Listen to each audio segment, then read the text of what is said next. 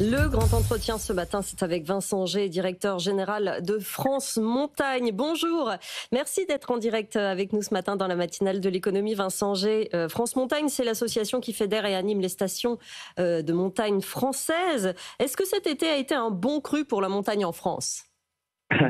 Bonjour à toutes et à tous. Merci de nous donner la parole ce matin.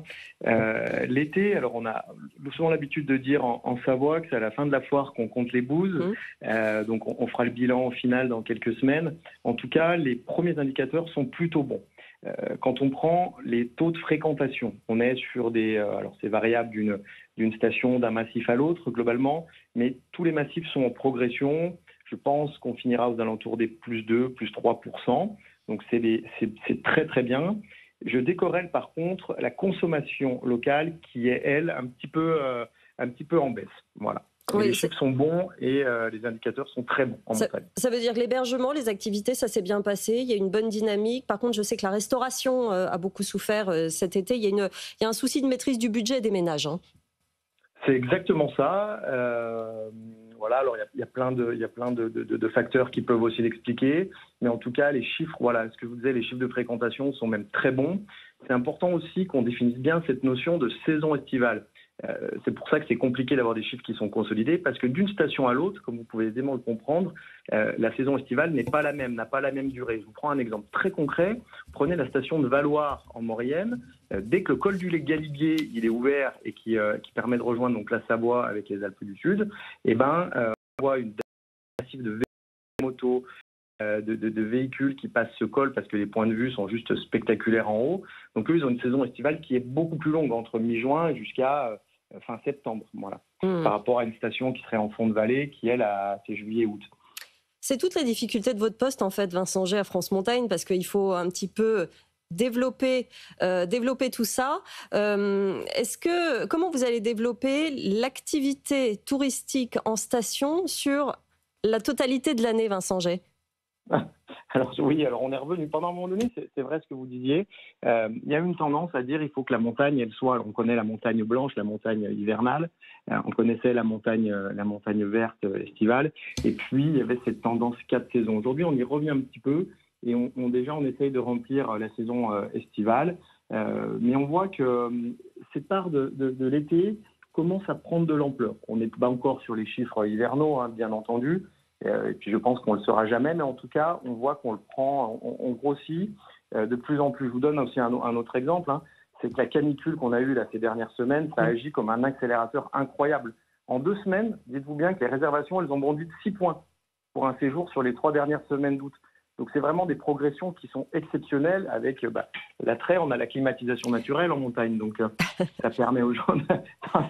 c'est vraiment comme ça qu'on le présente, mais vous avez ce bol d'air frais qui permet d'être bien et de se sentir apaisé. Alors, c'est des chiffres, effectivement, et des rebonds sur les offres de dernière minute. Comment on bâtit une stratégie durable sur plusieurs années pour justement essayer de remplir aussi bien l'hiver, qui souffre du réchauffement climatique, que l'été, qui est favorisé par le réchauffement climatique, visiblement en montagne ?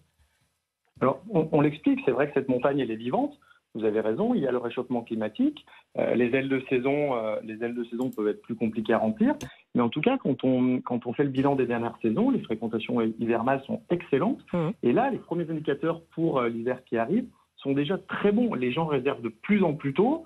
Et donc, c'est très très bien. Ça veut dire que l'attrait pour le ski ou les sports d'hiver est encore très marqué, notamment aussi sur des jeunes générations. Après, comment on bâtit l'offre ? La première des choses, c'est les paysages. Vous avez quelque chose qui est unique, ce sont ces montagnes. Et puis, vous avez aussi une recrudescence des nouveautés. Le trail a fait beaucoup de bien l'été. Le vélo électrique a permis aussi à des gens qui ne faisaient plus de sport, qui ne faisaient plus de vélo, de pouvoir en reprendre, de pouvoir aller atteindre des sommets, d'aller atteindre des objectifs. Et ça fait énormément de bien. Aujourd'hui, tous les trails ils sont complets des mois et des mois en avance. Est-ce que vous arrivez à attirer les travailleurs, les saisonniers, les jeunes ? On sait qu'il y a un problème pour les faire venir en restauration, par exemple. Il y a aussi un problème de logement pour les accueillir. Est-ce que ça, on arrive finalement à résoudre ce problème aujourd'hui ?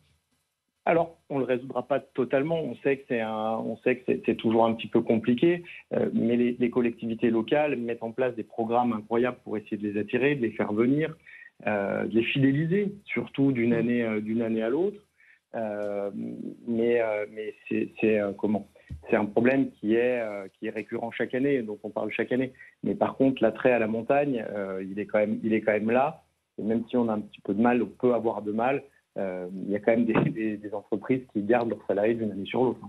Vincent G, j'ai une toute dernière question et je la pose à l'ancien champion olympique de biathlon que vous êtes, titre que vous avez obtenu en 2010. Vous avez aussi travaillé sur les JO 2030. On a vu le succès des Jeux l'année dernière.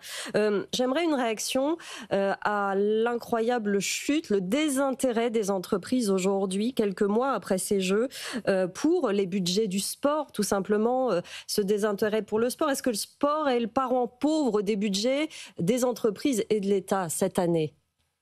Alors c'est une frustration, bien sûr, de voir ces budgets du sport en berne. Ça c'est clair quand on est amoureux de sport, mais on sait que derrière le sport, c'est tous ces grands facteurs de l'écosystème, c'est l'obésité, c'est l'activité, c'est bouger, c'est la désintoxication des enfants aux écrans, c'est les emmener en forêt. Vous savez, moi je suis père de famille, j'ai 2 enfants, une fille et un garçon. Comme ils font que de se chamailler, quand on les emmène faire du sport, quand on les emmène marcher, se balader en montagne, c'est le seul moment où ils se bagarrent pas, où ils voient des marmottes, où ils sont bien. Et aujourd'hui, ça servait aussi ça, les Jeux de Paris. C'était cette révolution.